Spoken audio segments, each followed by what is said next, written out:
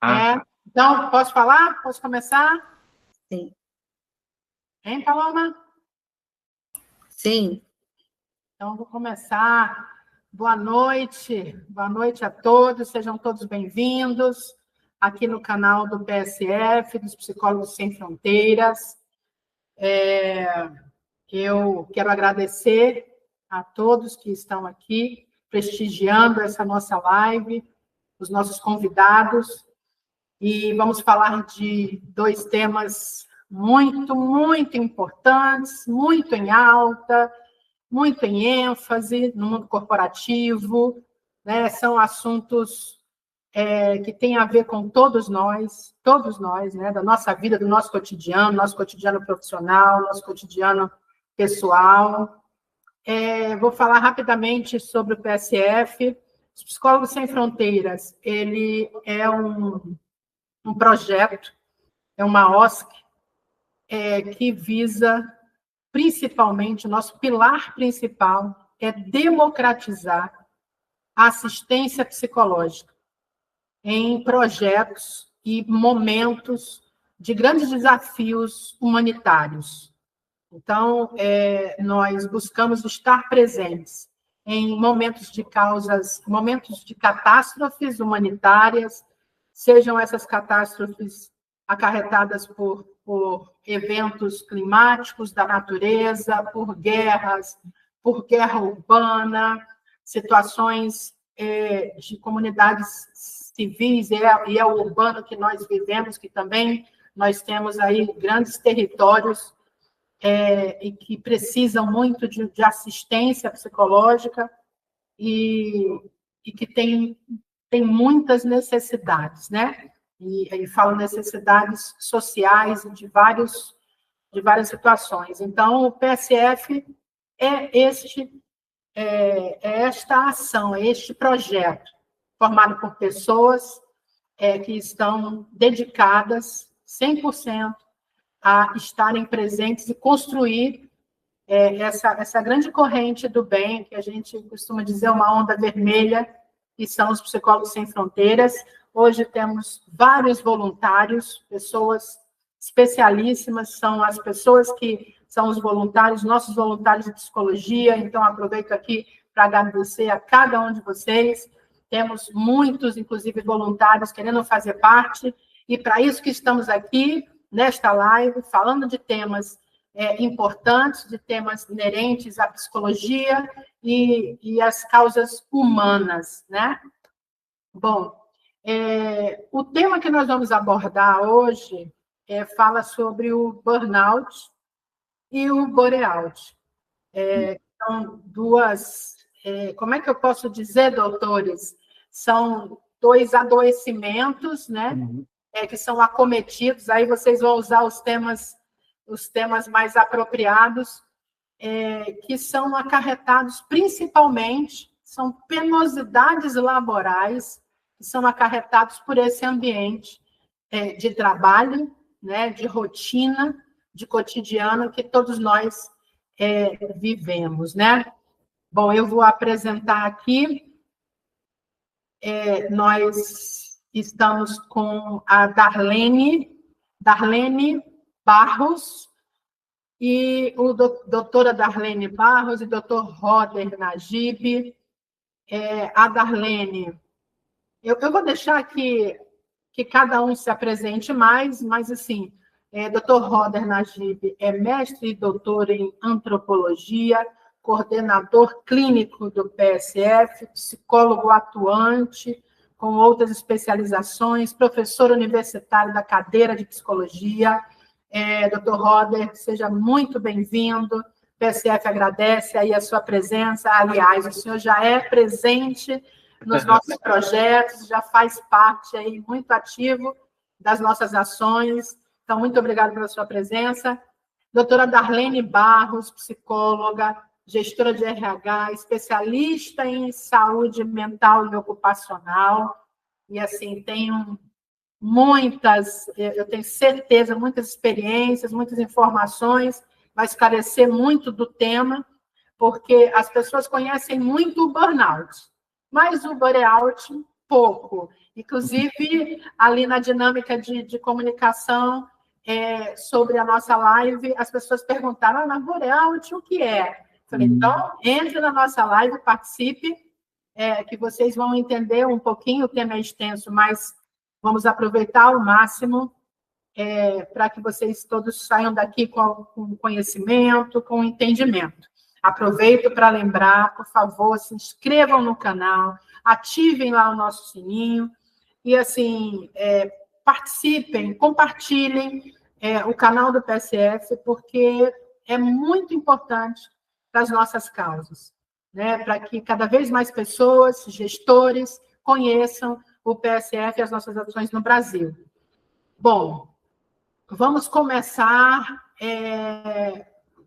com o Roder, para trazer, contextualizar, né, tecnicamente, esses fenômenos, né, do burnout e burnout. E depois nós dividimos, e aí a doutora Darlene vai responder as próximas perguntas aí da dinâmica. Doutor Roder. Olá, boa noite a todos.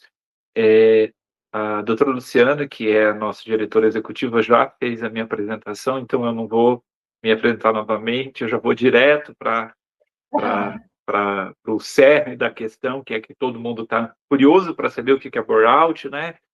Agradeço a doutora Darlene por estar aqui, uma figura queridíssima, e fico muito feliz de tê-la aqui para a gente compartilhar e falar um pouco sobre esse tema. Pois bem, para a gente falar um pouco sobre o burnout, a gente vai precisar recuperar algumas questões. Primeiro que a síndrome de burnout, ou o burnout, ele é também considerado, é também chamado de síndrome de esgotamento profissional. E ela é uma condição psicológica que foi descrita, veja bem, pela literatura médica em 1974, lá nos Estados Unidos, ou seja, já faz algum tempo.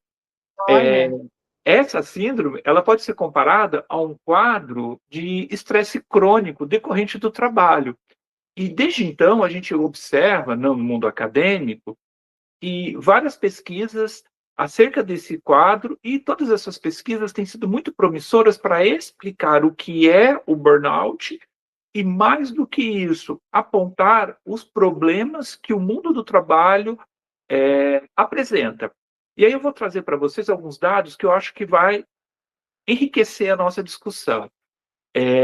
Um dado importante é que, em 2019, essa síndrome, a síndrome de esgotamento profissional, ela foi reconhecida pela Organização Mundial da Saúde, olha, em 2019, como um quadro grave que afeta a saúde do trabalhador.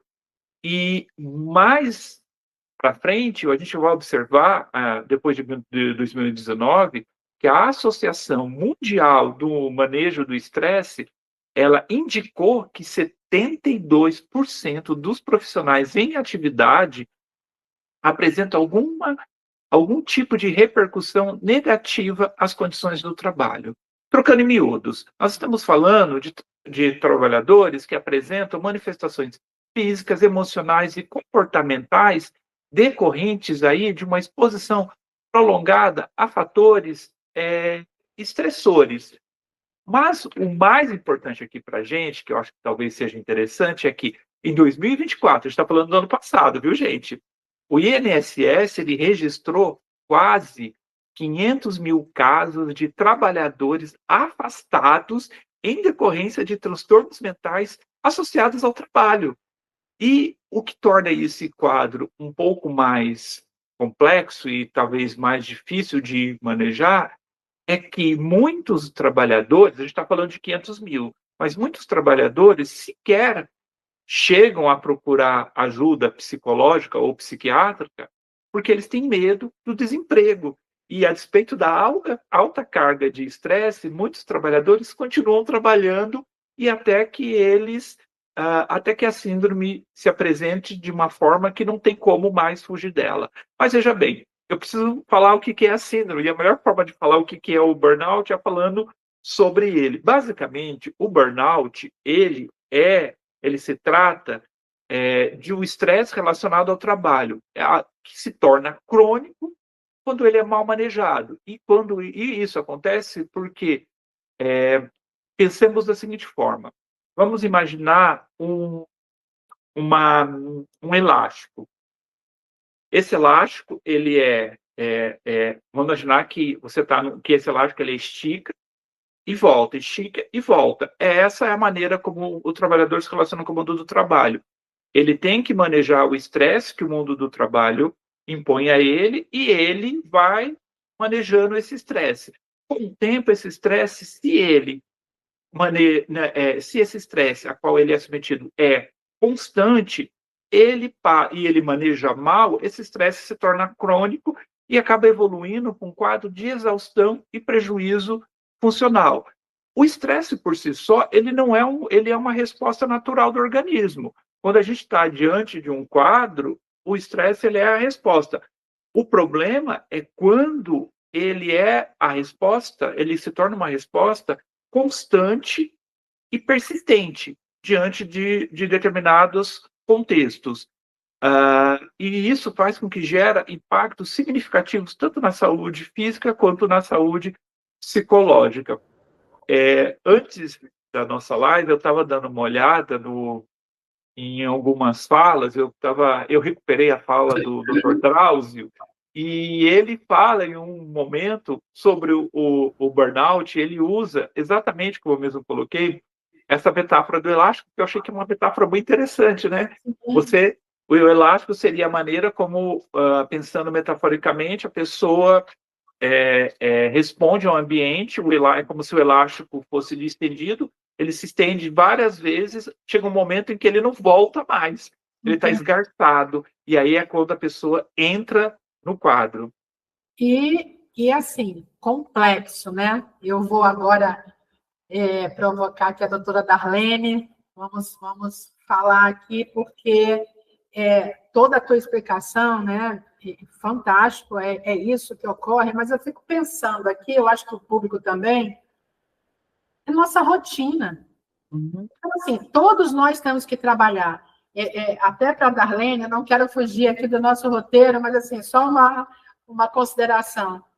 Às vezes você não quer ir trabalhar. Então, a gente, como qualquer coisa na vida, a gente faz forçado, não que nós não estejamos satisfeitos, né, todos que estão colocados, trabalhando, é o laboral, seja empregado, seja empreendedor, porque o burnout, o burnout, ele aparece em qualquer condição, né? A gente está falando aqui da rotina laborativa, né? Do laboral. Então, para dividir aí a conversa entre vocês dois, Darlene, como o burnout aparece no cotidiano das empresas, né? Como é que você, que é uma gestora muito ativa, que cria programas, que tem essa atenção, né?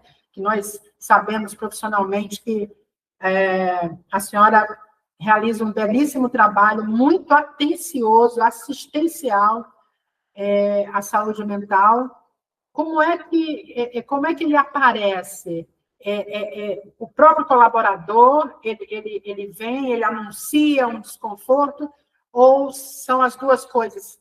A senhora, dentro de todos os programas, identifica e já trabalha de forma preventiva?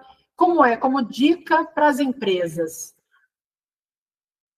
Pronto. Primeiramente, boa noite, Luciana, Roda, pessoal, todo mundo aqui presente. Agradecer aí o convite para explanar aqui um pouquinho com vocês, fazer essa troca, na verdade, de um tema que é tão importante. O Roda trouxe aí também um pouquinho dos números.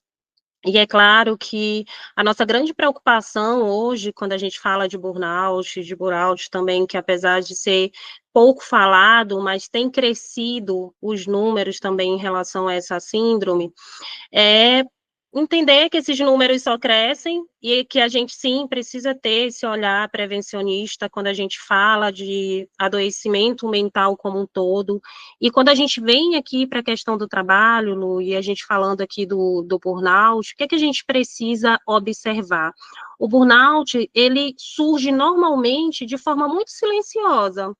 Então, às vezes, a gente fica buscando os sinais de forma muito brusca, né, que esteja ali muito aparente, já no primeiro momento, e infelizmente, quando esses sintomas, eles vêm se apresentar naquele colaborador, o quadro já está bem avançado. Então, chega aí, normalmente, de forma muito silenciosa. No início, o colaborador, ele até mantém ali aquela performance inicial, né? Mas aí vai demonstrando o desgaste, que é o que a gente já trouxe aqui um pouquinho dentro do conceito do burnout. Tanto o desgaste emocional quanto físico. E, para além disso, a gente também vai começando a observar alguns dos sintomas que são típicos dessa síndrome, né? Por exemplo, a questão da irritabilidade, do cinismo, que eu acredito que a gente ainda vai falar um pouquinho mais aqui para frente.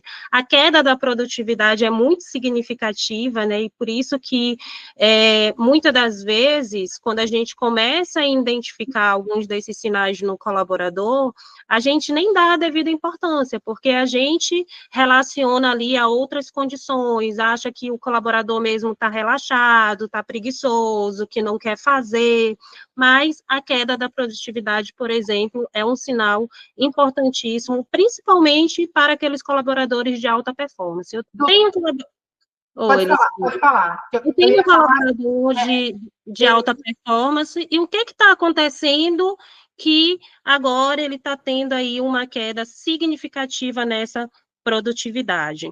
E um outro ponto também que a gente sempre deve observar é o isolamento, o distanciamento do time, que também é muito comum quando a gente fala aí da síndrome do burnout. Pode falar, Luciana. Não, eu ia falar sobre mudança de comportamento, se a mudança de comportamento também é um sintoma.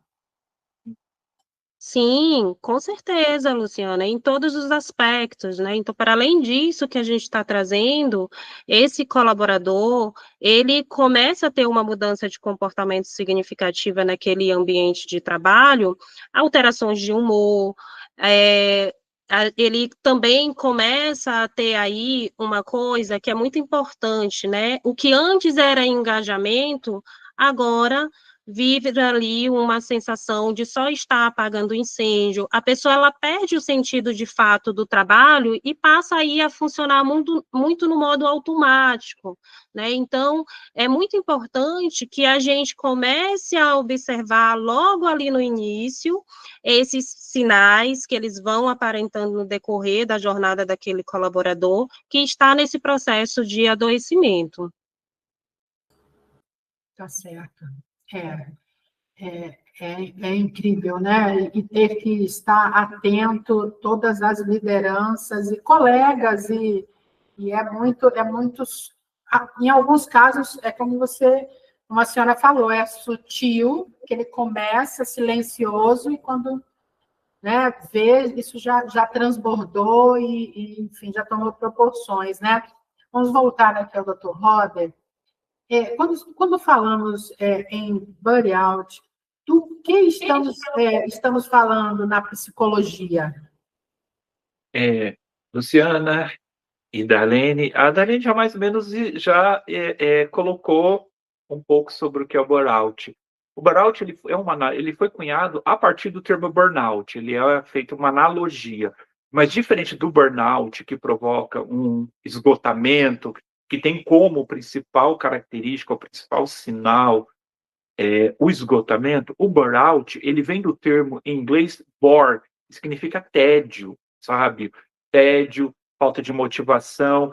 Então, quando a gente está falando de burnout, a gente está falando disso, de um trabalhador que se vê aquém das suas potencialidades, e ele constrói uma relação com o trabalho com ausência de significado. O trabalho para ele deixa de ter um significado e ele entra nesse processo de estar desmotivado, não usaria nem o termo desmotivado, mas desenergizado, sem motivação, sem algo, sem um significado. Desafio. Ele não vê sentido no que ele está fazendo. E o burnout, ele é um problema, às vezes, que está alocado na liderança, né? E eu queria depois até conversar com a Darlene sobre isso, porque uma liderança que não consegue provocar nos seus trabalhadores ou não consegue nos seus colaboradores, desculpe, um sentido para aquilo que elas estavam fazendo, pode, de alguma forma, estar semeando esse quadro de burnout, esse quadro de tédio, de não ver significado, não ver sentido naquilo que está fazendo. Olha, eu vou falar que vocês podem fazer perguntas um para o outro e está tudo bem. Vamos seguir aqui, que essa é a dinâmica mesmo.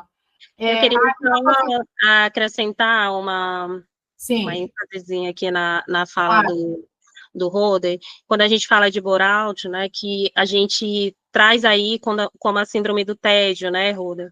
E é por isso também que quando a gente olha para os números em relação a essa síndrome, está muito linkada à nossa população mais jovem, ali na faixa etária, dos 18 até os 30. Então, essa questão da síndrome, e aí tem até todo um contexto histórico, né, que antigamente essa questão do tédio no trabalho, ele até acontecia mais do que a nossa realidade do mercado de trabalho de hoje, né?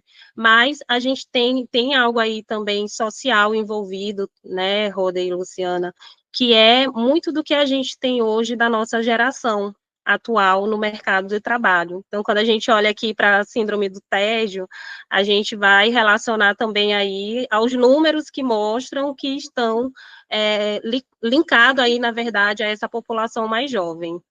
E aí, uma pergunta que subiu aqui no chat. Como é que vocês identificam que é um ou que é o outro? Eu entendo que deve ser uma diferença sutil. Entender também de vocês se são abordagens diferentes da psicologia, né? Como é que os dois podem responder, ou se essa pergunta, assim, a diferença, se consegue identificar? Eu vou falar a partir de um lugar dentro da clínica, mais especificamente da clínica, como que a gente observa, porque a gente recebe pessoas com esses dois quadros, a gente acaba recebendo clinicamente. Quando a gente pensa no burnout, a gente está pensando numa pessoa que apresenta um quadro grave de esgotamento, ela está esgotada física e mentalmente, e esse esgotamento ela vai reportar como originário do mundo do trabalho dela. E no caso do burnout, ou eu gostei bastante da forma como a doutora Darlene colocou, como síndrome do tédio, porque é exatamente isso, decorre de indivíduos que, quando aparecem na clínica, falam ou reclamam da falta de sentido, eles não veem sentido no trabalho, naquilo que eles estão fazendo, e aí você vai investigar melhor o quadro, e aí você percebe que a pessoa está numa tarefa, que é aquém das potencialidades dela. E aí, por isso que ela sente essa desconexão entre o trabalho e ela não vê o trabalho, ela vê o trabalho como algo completamente desconectado da vida dela. Mas, enfim, eu acho que a doutora Darlene pode falar um pouco melhor. Eu só vou fazer um parêntese aqui, seguinte, eu estava olhando para o nosso chat, a gente está com uma presença ilustre, o nosso doutor Francisco, ele fez o doutorado em burnout. E já vou comprometer, viu, doutor Francisco? O senhor, na próxima, está convidado para falar aqui para a gente do seu trabalho, que eu conheço o doutor Francisco, ele é uma figura fantástica, e eu quero realmente que ele esteja aqui com a gente para falar um pouco sobre isso. Mas, Arlene, pode falar a partir do seu local, como é que você vê a diferença entre um e outro, que eu acho que não muda muito, mas às vezes tem alguns nuances que são interessantes. E também, doutora Darlene, sobre a abordagem, se existe essa diferença, né? No identificar aí e abordar e tratar esse colaborador.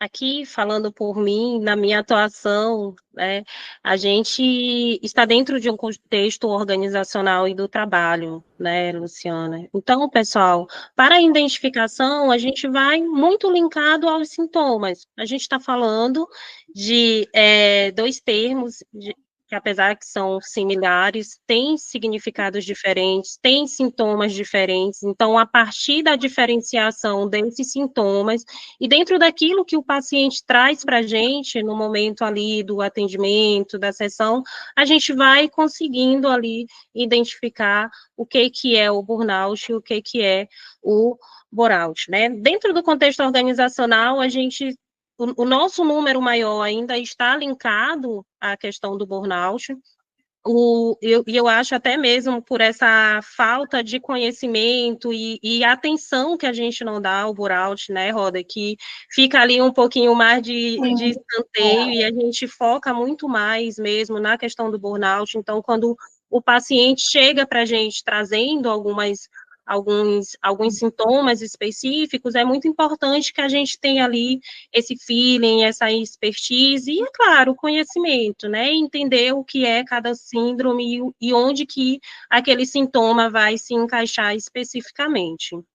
Eu entendo que o burnout ele está muito ligado também ao processo admissional, né? Que aí você está, como o doutor Roda e a senhora falou, né? Que assim, se você não dimensiona bem o cargo, competências, aí é a atividade do RH, né? Nessa classificação, nesse entender aquele candidato para aquela vaga, né? E a continuidade da manutenção disso, porque aí vamos entrar aí num assunto que é um tema que a sociedade de RH aí, os psicólogos estão muito atentos, que é a NR1, mas é necessário para combater, eu entendo, os dois, né?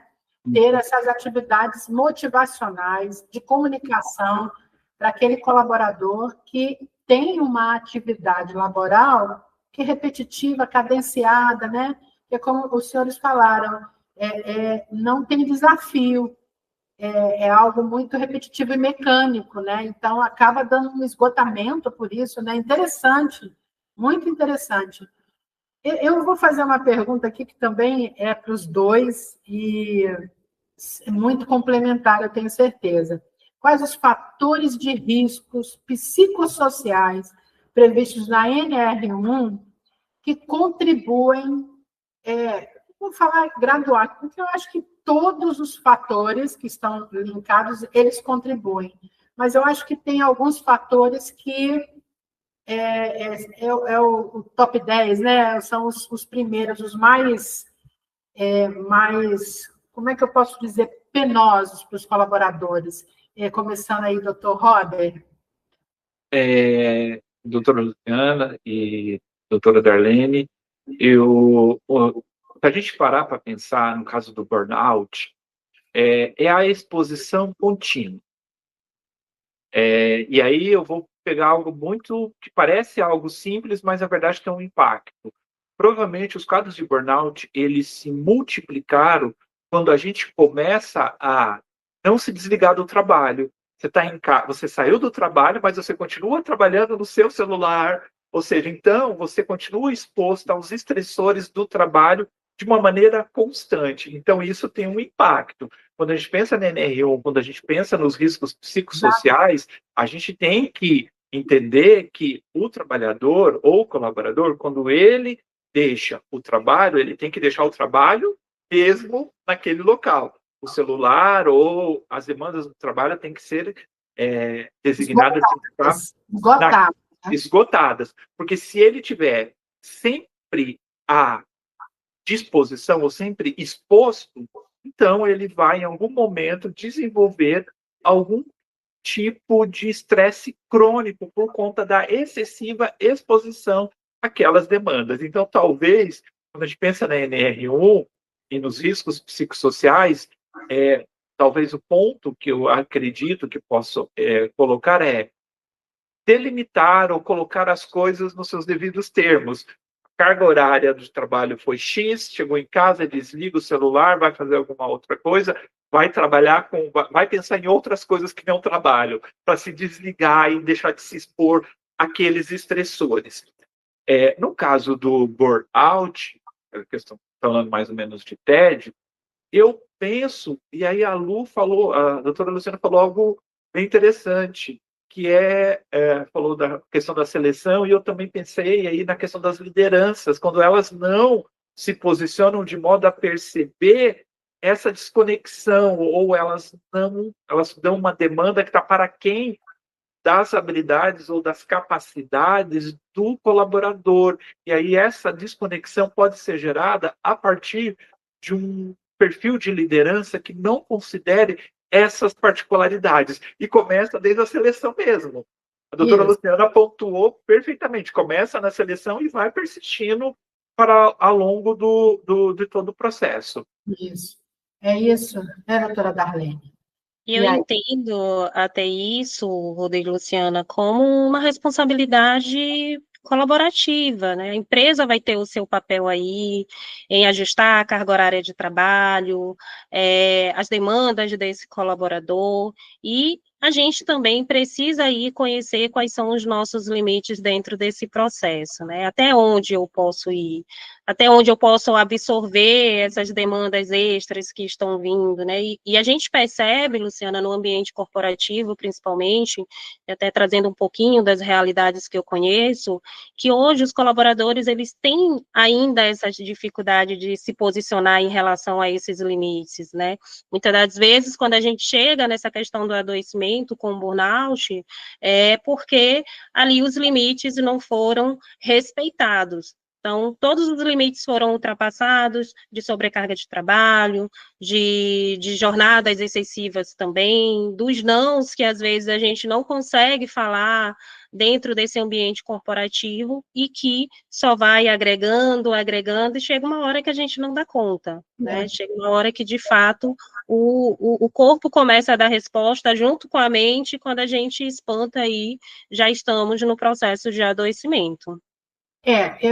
Eu acho que, assim, nós estamos vivendo já há alguns anos, mas nos últimos 5, muito mais assíduo, muito mais agudo, uma mudança, a cultura organizacional de RH, o perfil das pessoas, né? E assim, hoje nós temos os jovens tendo mais, talvez, colocando mais esses limites, não estando mais tão disponíveis, e aí uma leitura das gestões de que, quando impõe esse limite, aquele colaborador ele é estigmatizado, porque ele não está 24 horas disponível. Né? Ainda tem isso. Então, a carga horária ela é estabelecida, é determinada. Olha, eu vou até às 18. Mas e às 19, e às 20? E aí, eu acho que aí mora também a falta de vida. Acho que isso, né? Você, depois das 18, você vai fazer uma atividade física, uma universidade, você vai fazer um curso, você vai fazer nada, você vai fazer, entende? É bem isso, né? Vocês concordam? Eu concordo. Que tem que haver a mudança de reconhecimento, né, do colaborador, e eu vou dizer isso porque eu já venho de gestão mais antiga, né? Sem querer falar a idade aí, mas que quando eu me deparo com isso, eu falei, não, peraí, ele está certo. Né? A gente tem que fazer esse passinho para trás, e tem que ser assim, né? Darlene. Exatamente, Luciana. Eu acredito que bom que a gente tem aí melhorado muito em alguns processos, e sim, muitas pessoas são julgadas, são ali, muitas das vezes, até vistos como mal funcionários, porque não estão se adequando aí à cultura do eu posso tudo, eu consigo tudo, dizer não vai ser visto ali, sim, como alguém que não está tão engajado junto com o time, né? Então, mas, de fato, a gente tem melhorado esse processo, e as grandes empresas, na verdade, hoje eles já desenvolvem os seus colaboradores para terem aí esse tipo de posicionamento em prol da sua saúde mental, do seu desenvolvimento profissional também, porque saber se posicionar e entender aí quais são os limites é importante dentro desse desenvolvimento, e a gente tem sim melhorado nesse sentido, mas a gente ainda tem um caminho longo pela frente, né? A gente tem aí ainda números significativos quando a gente fala de burnout, e a gente precisa estar atento aí a esses sinais. Isso. Não é sem razão que o Ministério reformula a ANR, né? Não é sem motivo, porque a gente tem uma população extremamente adoecida. Os dados que eu trouxe anteriormente, pegando só 2024, de 500 mil, e são dados que são oficiais, e os dados que não são oficiais, que eu mesmo coloquei, muita gente não chega sequer a procurar ajuda psiquiátrica ou psicológica porque tem medo do desemprego. E aí entra nesse cenário que a doutora Daleno colocou, a pessoa não quer ser mal vista dentro do trabalho como não engajada, porque às vezes a liderança olha para ela, ou o chefe do setor, ou o líder, e coloca o rótulo de que a pessoa não está engajada no trabalho, que não está tendo uma aderência, está vestindo a camisa, pegando um termo que a gente usava anteriormente, e aí a pessoa acaba entrando nesse processo de adoecimento mesmo. Por conta disso, existe essa pressão é real. A gente que trabalha, a gente que observa esse contexto, esses contextos laborais, a gente observa que realmente existe essa pressão de produtividade. Eu vou dar um exemplo, e aí eu vou retomar novamente um dado. Eu sou professor. A gente não desliga. O professor é um ótimo exemplo de pessoas que têm um grande potencial para burnout, porque a gente dá aula, sai da aula, continua trabalhando em casa e, às vezes, continua respondendo a alunos. Às vezes, eu respondo a alunos, eu dou aula de manhã, à tarde e noite. Às vezes, eu tenho aluno que manda mensagem 11 horas da noite. Eu respondo, ou seja, eu não desligo. É um exemplo como dessa exposição contínua. Exatamente. Uma pergunta que é muito... As pessoas falam muito com a gente no cotidiano, como que vocês, gestores de RH e a psicologia, ferramenta, uma pergunta meio óbvia, mas assim, para o público que está assistindo a gente, para separar, entender quando essa pessoa ela está tendo uma sobrecarga que é do processo laboral, quando é um problema pessoal. Então, que ela fica com sintomas muito parecidos. Antes de vocês responderem, eu vou pedir para o pessoal que está assistindo, para vocês curtirem, apertarem lá o sininho e compartilharem o nosso canal. Colabora com a gente, com as causas do PSF e com o nosso canal, que nós temos aí grandes projetos de lives como essa e muitas informações do mundo da psicologia e de gestão de pessoas para levar para vocês. Então, é isso. Como é que vocês conseguem separar isso? Que tipo de ferramenta vocês utilizam para que possa identificar e atuar, né? Doutora Darlene? Pronto, eu vou começar por aqui, o Roder dar uma continuidade lá pela clínica.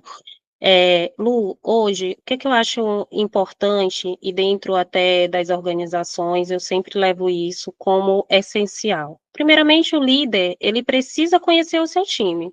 Se você é um líder que não conhece o seu time, muito dificilmente, por exemplo, você vai conseguir identificar as mudanças de comportamento do seu colaborador.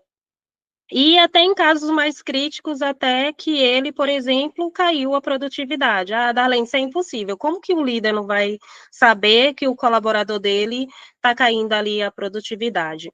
Infelizmente acontece, quando esse líder aí é desconexo com o seu time. Então, o primeiro ponto, é muito importante que a sua liderança conheça quem são os seus liderados, quem são essas pessoas, né? Quais as habilidades que elas têm, qual o tipo de entrega que esse colaborador tem feito até então. E a partir daí, é importante que esse líder observe os sinais, né? A gente já falou aqui um pouquinho dos sintomas, e é muito importante que ele saiba reconhecer quais são os sinais de mudança dentro desse time, né? Então, por exemplo, quando há ali uma queda de motivação, às vezes o líder está ali em um ritmo acelerado com aquela equipe que inicialmente até vai motivada, e aí trabalhando em busca daquela alta entrega, de repente a gente começa a ter um time ou um colaborador específico trabalhando no limite, e muitas das vezes ultrapassando esse limite. Um sinal para esse líder, e epa, tem alguma coisa errada ali, né?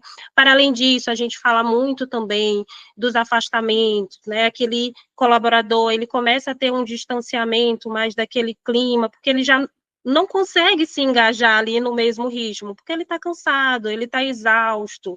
Então, também mais um sinal para a gente estar alerta enquanto líder dentro do nosso time. Muitas das vezes também esse colaborador, ele começa a verbalizar esse cansaço, e a gente não dá a devida atenção para isso. A gente acha que é um colaborador que está com frescura, que está com mimimi, que está falando bobagem. Então, às vezes, ele até diz, eu estou cansado. Mas vai passar, eu consigo ainda lidar com isso. Que aí vai tentando lidar e não para cuidar, e a gente chega ao nível do adoecimento.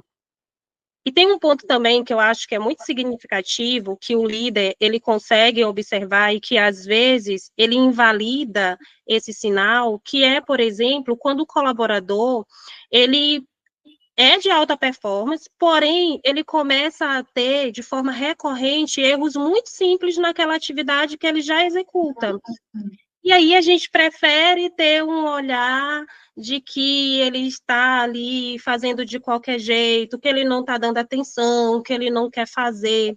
Então, de forma geral, Luciana, Roder, a gente tem muitos sinais dentro do contexto do nosso time que a gente pode observar e entender que tem algo errado ali e que aquele colaborador está precisando de ajuda. Então, a gente, enquanto organização, a gente, enquanto RH, enquanto liderança, a gente tem esse papel importantíssimo, na verdade, porque, às vezes, a pessoa que está dentro daquela condição, a pessoa, inicialmente, nem consegue se enxergar, porque está muito mais preocupado com o julgamento do outro, de como ele está sendo visto, dessa produtividade que está diminuindo, que, claro, ele também vai sentir emocionalmente essa situação, né? Então, é muito importante que a gente esteja atento a esses sinais, entender que esse colaborador está precisando de ajuda e a gente precisa ali fazer algumas intervenções dentro desse processo. Encaminhar para um suporte psicológico, entender, conversar com esse colaborador, e aí, quando ele chega no nosso suporte clínico, aí o Roder vai dizer um pouquinho mais como é que a gente atua, Roder, para fazer essa identificação das síndromes. Isso. E aí ele vai falar desse suporte. Então, o que eu quero dizer é que chega num momento que o RH, a gestão da empresa, ela identificou que tem um problema ali. Aí tem que entrar com as ferramentas, um atendimento psicológico direcionado. Seria isso, doutor Roder? Para entender se ele tem um momento pessoal que ele está levando para a empresa ou se é a empresa, porque eu acho que, em cima desses indicadores enormes aí de afastamento que o país, né, tem admitido, o SUS, afastamento, as empresas, é prejuízo para todo mundo, mas principalmente para o colaborador que está adoecido, separar, né? Eu acho que é um desafio, né, doutor Roder? Então, Luciana e Darlene, quando a gente recebe na clínica, a gente costuma tentar localizar a partir de qual contexto aquele comportamento, aquele quadro se instaura. E aí quando a gente percebe que ele decorre realmente do mundo do trabalho, a gente começa a avaliar o quadro. Uma das primeiras coisas que eu costumo fazer quando eu recebo uma pessoa que apresenta características de esgotamento é indicar um acompanhamento psiquiátrico, porque é importante que essa pessoa também seja assistida por um psiquiatra durante esse processo. E, para além disso, eu estou falando a partir da minha abordagem clínica, eu sou analista do comportamento, então, a partir da análise do comportamento, a gente começa a observar se é um problema de habilidade social. O que seria habilidade social? A pessoa não conseguir dizer não. E aí um líder passa a ser excessivo porque ela encontra um colaborador e faz absolutamente tudo que ela pede. E aí essa dificuldade de colocar limite pode ser decorrente desse déficit de habilidade social, de ser assertivo. E aí entra um problema sério. Mas como é que eu vou ser assertivo com o meu chefe?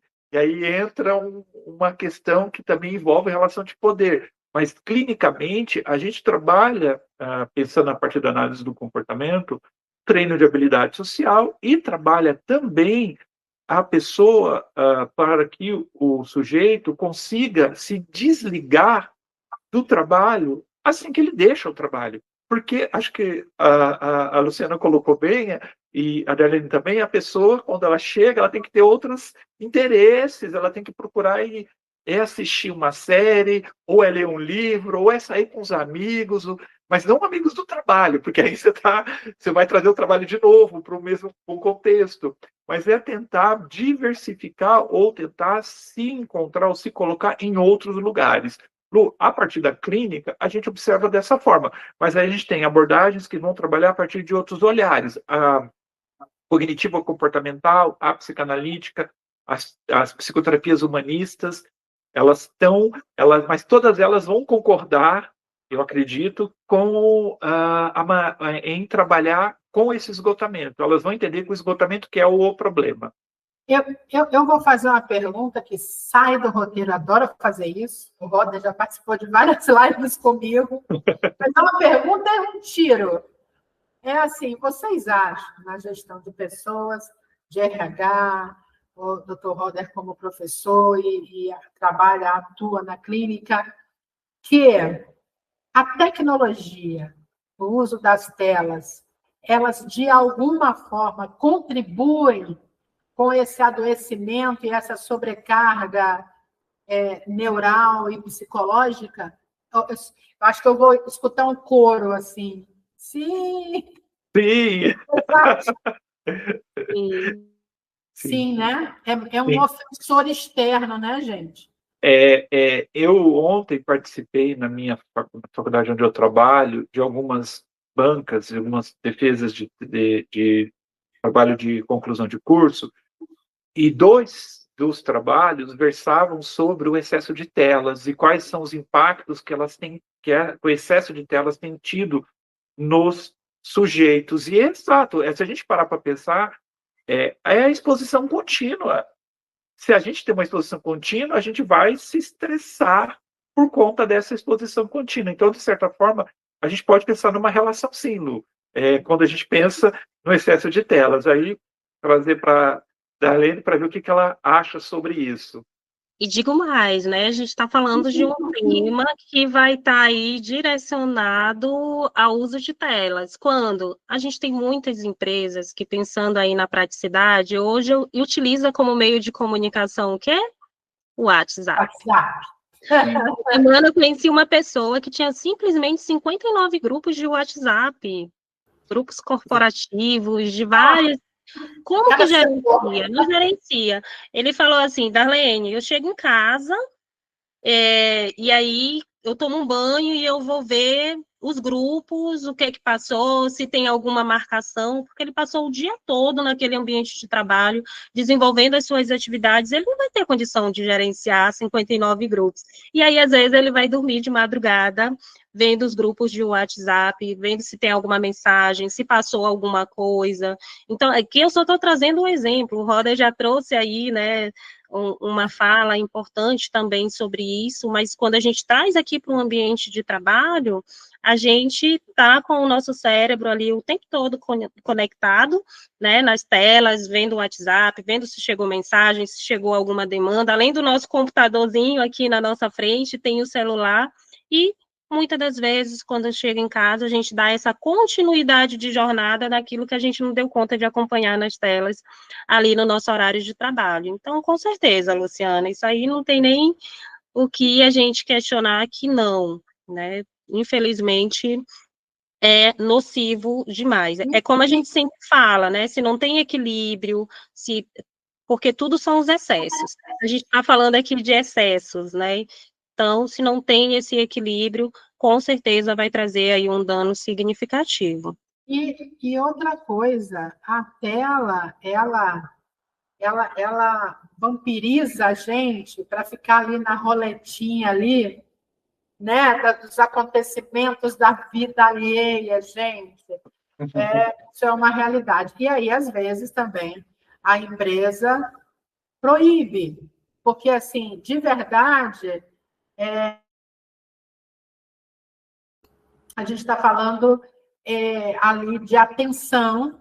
Então, o colaborador que pode ficar com o celular, ele para e entra assim, ele começa, ele esqueceu até da atividade dele. Então, assim, insere em risco em locais que tem muita exigência de EPI, de segurança extrema, laboral, da atividade, é proibido o uso do celular, né? Tira a atenção, né, Lu? Tira o foco total ali da tua realidade, do que está acontecendo à tua volta. Tira a atenção. Mas o paradoxo disso é que não se permite o uso no trabalho, mas fora do trabalho, sim. E aí o mesmo que proíbe o uso no trabalho é o mesmo que vai depois demandar do colaborador via WhatsApp, sabe? É um paradoxo. Aí a pessoa não saiu do trabalho, efetivamente. Ela só continuou... Você não viu a informação lá no grupo? Exatamente. É incrível. Bom, nós estamos caminhando para o final da live aí. É assunto, né? A gente podia ficar aqui muito tempo, teremos outras, mas para a gente conseguir finalizar, eu tenho assim, eu acho que dentro do RH, né, para a doutora Darlene, temos várias ações, né? Que o RH, a empresa pode estabelecer, né, pode determinar, instalar, né, aplicar, para que venham a prevenir. Mas tem uma situação que tem empresas que têm uma estrutura organizacional, que tem o seu RH muito bem definido, seus programas de atenção, seguem o calendário da Organização Mundial de Saúde, todas as campanhas anuais, etc. Mas muitas empresas, aquelas que estão na fase de crescimento, 40 funcionários, 50, que não tem o RH, tem uma pessoa que faz tudo. Então, é mais desafiador para estas empresas, eu creio, que não conseguem, inclusive, investir num grande profissional, um profissional capacitado em RH. Mas, assim, o que é que você poderia falar para o nosso público, quais as práticas que podem ser implementadas para prevenir esse adoecimento, burnout, burnout, que são dicas, na verdade, né? Sem que haja grande investimento. Luciana, eu sou a favor das práticas simples para começo, né? Justamente para a gente tirar ali a desculpa de que a gente não consegue fazer nada porque a gente não tem orçamento.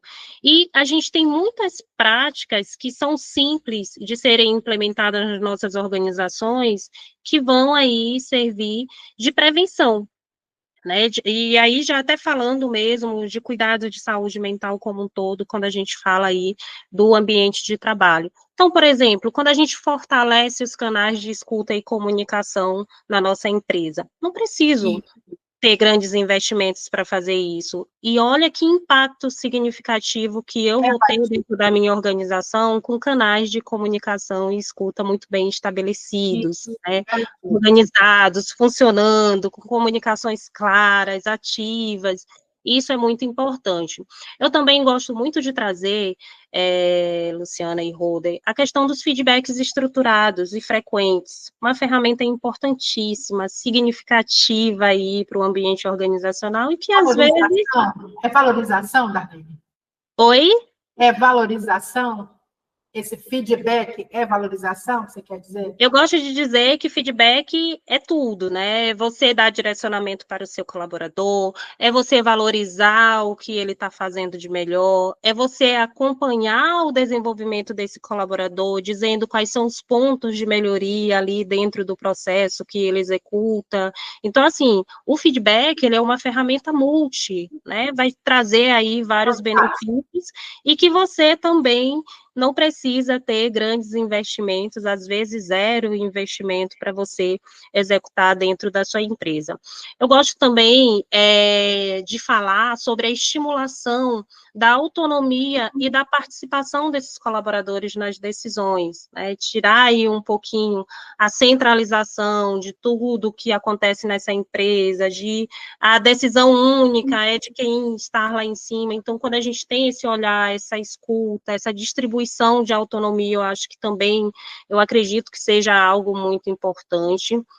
Ajustes de tarefas conforme os talentos daquela empresa. A gente já falou um pouquinho sobre isso, né? O quanto que é importante você conhecer esses talentos, onde que eles se enquadram. E aqui a gente vai começar assim, desde o nosso processo de recrutamento, mas às vezes, durante a prática da adaptação daquele colaborador que você contratou, você vai ali descobrindo outras habilidades que de repente não vão se encaixar ali com o que ele foi contratado inicialmente, mas que a gente pode pensar aí em outras possibilidades para esse funcionário.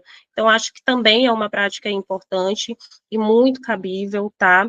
E a revisão de cargas e definições claras de papel. Eu deixaria aqui, para finalizar, também, Lu, o treinamento de líderes em saúde emocional. Gente, quanto que é importante a gente ter uma liderança ativa, consciente da importância do cuidado com a saúde emocional dentro de uma organização. Se a nossa alta gestão tem essa consciência, aí a gente vai tendo aqui uma escala de conscientização e fica todo mundo junto trabalhando em prol de um único objetivo.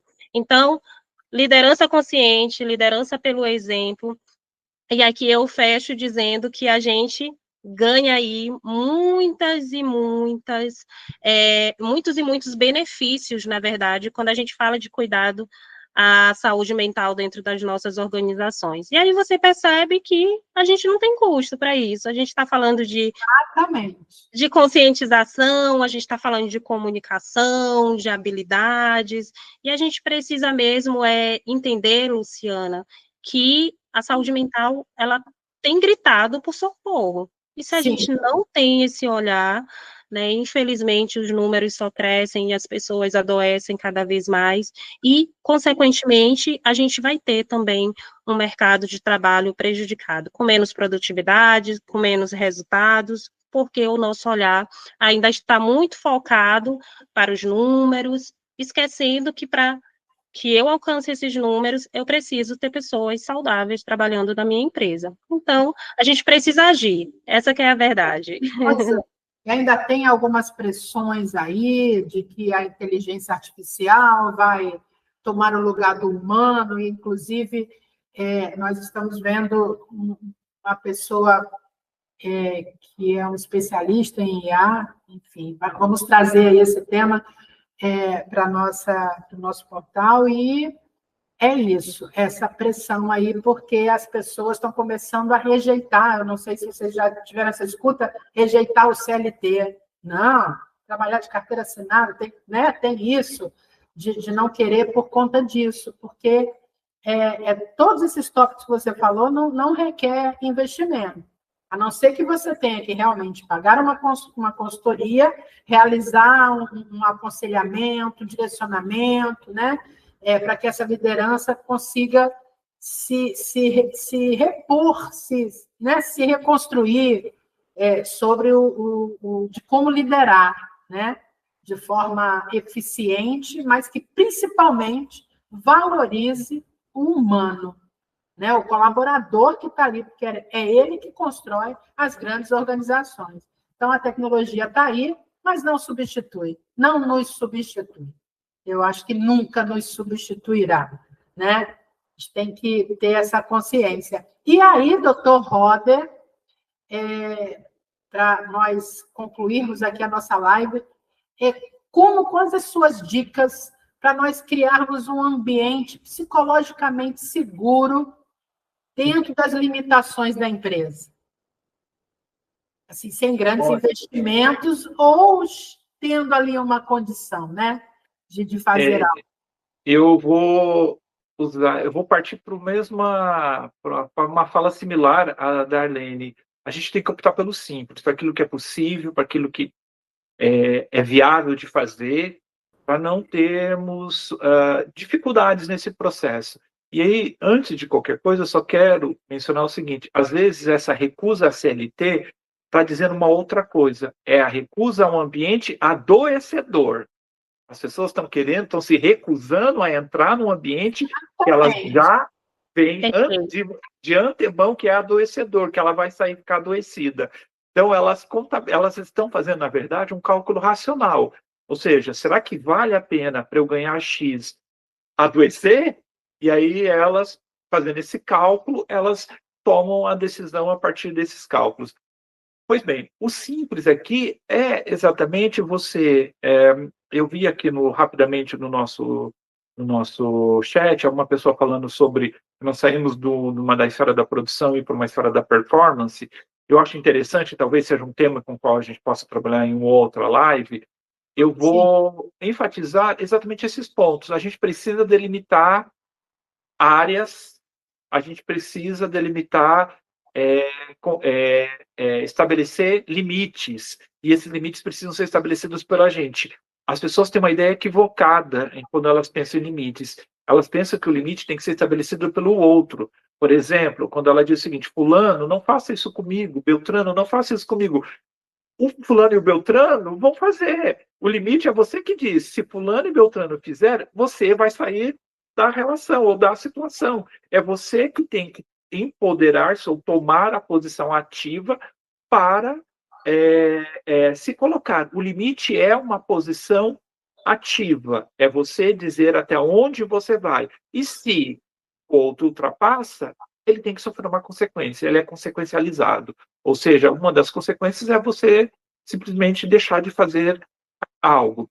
Então, eu diria exatamente isso, para as pessoas começarem a pensar em estabelecer limites claros e investir em outras áreas da vida, e como eu disse anteriormente, sair do trabalho, mas sair do trabalho não para sair com os amigos do trabalho, ir para chamar outros amigos, ou conversar com os amigos, mas nada relacionado a trabalho. Vamos para um happy hour, mas ninguém fala de trabalho. Fora, né? Ter uma vida aqui fora, né? Ter uma vida aqui fora, né, gente? Vamos investir na vida que existe aqui fora. Pois bem, Luciana e Darlene, eu acho que são essas concordo com a Darlene, é o simples. A gente tem que optar pelo aquilo que é mais fácil de fazer. Eu acho que isso são coisas que são possíveis. Isso.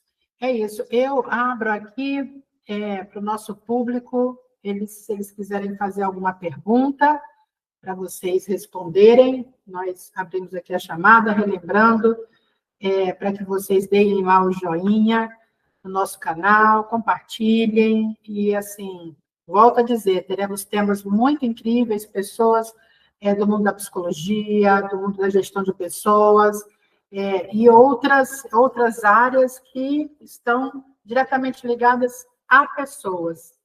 Bom, eu estou pedindo aqui para o apoio sobre perguntas. Bom, se não surgir aqui, nós vamos concluir a nossa live. Vocês querem fazer mais alguma observação para concluir, cada um de vocês? Doutora Darlene, doutor Roder. Darlene? Epa, abriu. Abriu, deu uma pequena travada. Bom, eu queria deixar aqui como mensagem final, acho que foi muito interessante trazer um pouquinho aqui do tema. Claro que a gente tem muito mais a conhecer sobre esses dois temas, e é importante que as pessoas busquem entender o que é, dar uma aprofundada aí no conhecimento, mas deixar aqui para vocês o seguinte, né, reconhecer o limite é muito importante. A gente já falou muito sobre isso aqui, o Roder acabou de enfatizar a importância, e às vezes a gente tem esse olhar de que é uma fraqueza, e na verdade é uma grande coragem quando a gente reconhece exatamente até onde a gente pode ir, até onde a gente pode absorver o que chega para a gente executar, né? Então, é muito importante, se você sente que está perdendo aí o brilho pelo que faz, olha que coisa interessante, né? Perder o brilho pelo que faz. Eu gosto sempre de falar, em todas as oportunidades onde eu passo, que o dia que eu perder o brilho pelo que eu faço, o meu gestor, ele vai saber, porque provavelmente eu não estarei mais fazendo parte daquele quadro, né?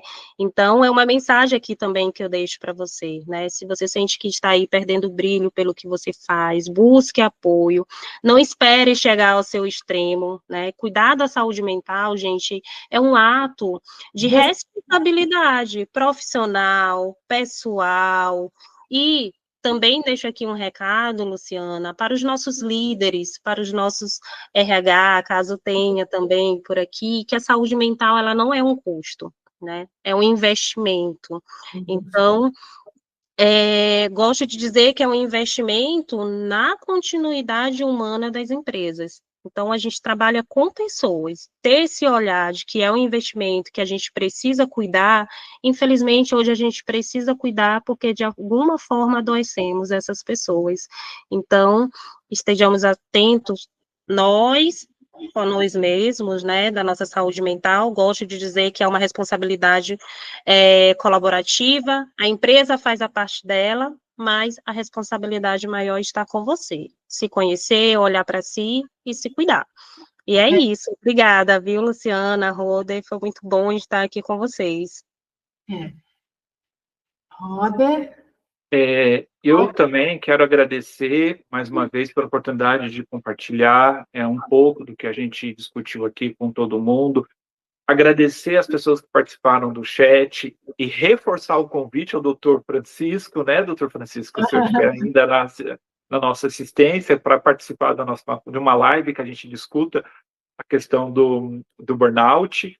Agradecer aos meus colegas que estão presentes aqui no nosso chat, Miqueias, a Késia, que são colegas e figuras que eu tenho uma profunda admiração. São meus alunos e também colegas, porque a gente constrói uma boa relação com as pessoas. Enfim, eu quero agradecer também pela oportunidade que a doutora Luciana me deu para eu poder falar um pouco disso, que é um trabalho que eu acho que é de formiguinha. A NR1, a implantação da NR1, ela só está escancarando um problema que a gente já está observando e que vai só escalonar. Hoje, a gente teve, em 2024, 500 mil pessoas. Em 2025, esse quadro de pessoas registradas, detectadas pelo INSS, vai, com certeza, estar muito maior. Pessoas realmente estão adoecendo porque o mundo do trabalho está adoecedor. Na maioria das vezes é uma observação que a Carline fez com relação à liderança. Então, assim, às vezes o nosso laboral, a nossa rotina já é pesada. Você imagina setores como o setor médico, por exemplo, enfermagem, medicina. Então, nós temos atividades que ela naturalmente já te consome, já tem uma conexão ali emocional e um desgaste, e ainda quando tem uma liderança sem essa consciência, né? Uma observação também como gestora de alguns projetos, que a gente vê muitas empresas cumprindo roteiros, cumprindo campanhas, mas você vê no funcionário que a empresa não é a campanha que ela faz. Então, ela faz no Janeiro Branco, né? Faz as campanhas, só que os colaboradores, você vê que eles não é o colaborador que é a resposta, que está te dizendo, nossa, mas o pessoal que trabalha nessa empresa, que ambiente, né? As pessoas estão positivas, estão ativas, integradas, a gente percebe. E às vezes tem empresas que querem cumprir apenas um roteiro, para dizer que faz, né? A NR, ela está aí para poder fazer para que estabeleça a realidade da gestão de pessoas. Agora, as empresas têm que comprovar. Isso tem que ser legítimo, isso tem que ter o processo muito bem desenhado, disponibilizado, canal de comunicação, como a Darlene bem falou, a assistência estruturada, e essa correção, orientação para a liderança, né? Para que as empresas tenham um ambiente melhor. Enfim, é isso. O PSF fica por aqui. Agradecemos a todos os convidados que participaram pelo chat. Darlene Barros, muito obrigada por você ter se disponibilizado, provavelmente depois de um dia de trabalho, a participar com a gente de forma tão positiva e espontânea. O PSF agradece imensamente a sua participação. Professor Roder, doutor Roder, muito obrigada também, igualmente. Você está em rotina de final de ano letivo na faculdade, então, assim, louco, com atividades, e assim, aceitou aí, mais uma vez, a participar conosco. Não, eu entendi aqui que nós não exploramos muito o Burnout, né? Falamos ali um pouco, mas é porque todos os temas, eles são muito grandes, né? Então, teremos outras oportunidades. Eu aproveito aqui o canal de todos os participantes, que o PSF tem esse programa, né? Nós temos um programa para atender pessoas nas empresas, para atender empresas neste processo de NR01. Então, fica aqui uma comunicação para vocês, os nossos canais. Nós estamos no Instagram, estamos no LinkedIn, tem o nosso contato em todas as comunicações nossas. Então, podem nos procurar, que nós poderemos falar um pouquinho de como os Psicólogos Sem Fronteiras ele pode ajudar a sua empresa. E o mais importante, os pilares nossos, que é a ajuda humanitária. Então, assim, o recurso que nós captamos através desse serviço, nós disponibilizamos para que nós possamos expandir as nossas ações humanitárias em tantos locais do Brasil e daqui a pouco fora do Brasil. Viu? Mais uma vez agradeço a vocês e boa noite a todos que participaram no chat. Muito obrigada e até a próxima live do PSF. Obrigada, Darlene, equipe que está aí na retaguarda do PSF. Obrigada, professor Roder. Obrigado. Boa noite, pessoal. Boa noite. Tchau, tchau. Tchau, tchau. Tchau, tchau.